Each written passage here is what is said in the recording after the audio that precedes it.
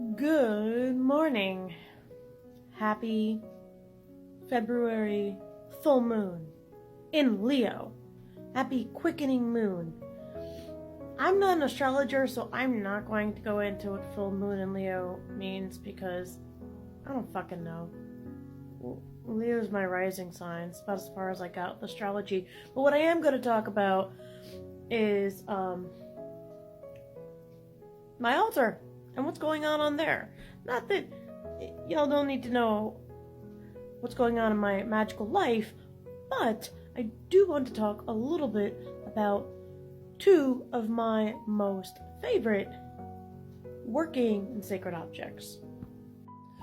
Here is my current altar setup. I've got a couple things going on here, but mostly, at the moment, I am working with Lord Hanuman and Devi Meenakshi. That is my candle to Meenakshi. And those are my two Shiva eggs. It's the female. That's why the goddess is with that one, and that is the male Shiva egg. That is why Hanuman is with that one. I also have this little guy. This is a small portable Shiva Lingam altar made out of the actual Shiva stone from India, and that is what those two stones are as well. This one, like most Shiva Lingams, represents masculine and feminine as one. I have heard people say, "Oh, but it's the Shiva Lingam," like linga being like a dingaling. I mean, it is supposed to represent penis, but also it's an egg shape, and it was Shiva's wife, goddess Parvati, who created the shape of the stone in the legend, because they do naturally form into this, you can take this apart, into this egg shape, and you'll see these in all different varying sizes. Sometimes they're really tiny in some metaphysical shops. Not all carry them, interestingly enough, but they seem to be more popular nowadays and catching on, or maybe I'm just noticing them more. So they are supposed to represent male and female unity, divine masculine and divine feminine as one. But the interesting thing is that these two stones here and like there, one is distinctly male and the other is distinctly female. So I'm going to talk about that a little bit. So as you can see here, this one, goddess Meenakshi from the Lakshmi Oracle. And I have like this booklet here just to hold her up, because otherwise she'd kind of like slide off, because this is really slick. And that dust on the top of the stone, that's just sandalwood powder. If you're working with goddess Meenakshi, she appreciates offerings of sandalwood, and I put some sandalwood essential oil in her candle over there. Lord Hanuman, usually I offer him fruits and stuff. He is the mighty monkey god. Currently I'm out of fruit, so I'm gonna have to go out to the store and get him some of that today, so I can work with him a little bit later.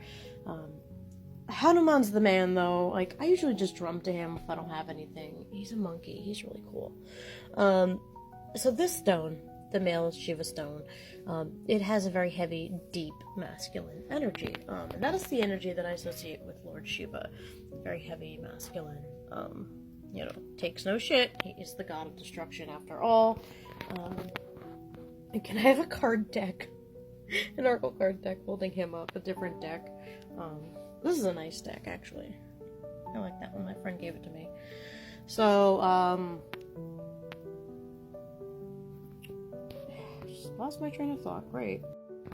Oh, right. So this one being a more feminine stone, the person that I bought the stone from, the shop, one of the ladies was saying that they knew that they had two very unique ones. They had a third, which was gifted to one of them, and that one is the more gray and brown. That is typical of the Shiva Linga stone. Here, I'll grab. Oh. I have a massage wand.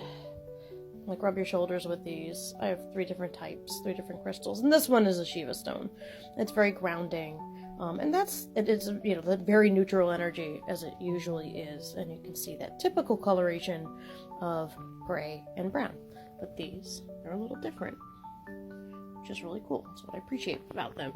And the lady was saying that this one reminds her of menstrual blood, like with the reddish color of the stone, and it's a unique pattern that it has here. It reminds me a little bit of wood too, to me symbolizing like Mother Earth and everything. And this one, it has a much milder, it's very powerful as well, but it's a much more mild, gentle vibe to it. Those of you watching, I don't know if you can feel the difference from on your side of the screen. Sometimes that stuff comes through, and sometimes it doesn't. And that's totally okay. Now, if you are praying to Goddess Meenakshi, you would sit and recite her mantra on a Tuesday, Wednesday, Friday, or Saturday specifically, either 9, 11, 108, or 1008 times. Sometimes cited as 10,008 times. That's a lot of devotion. Maybe one day we'll get up to 1008. But I typically do 9 or 11 in the morning. Really simple, easy repetition of her mantra. Om Muni Triyaye Shavidmahe Suntapa Priyaye Shadimahe Tano Meenakshi Prashodaya. Like that. And you can Google it, find it on YouTube if you want a better version of it than that. So yeah, I just like talking about my cool Shiva stones. I did a new moon meditation with them, actually. Most recent new moon. And that was really nice. And I used my singing bowl, particularly that one up there, the Tibetan hand-hammered bowl, 7-metal bowl. And I used that. We had some nice little candles in the altar and this healing room, our Healers Guild.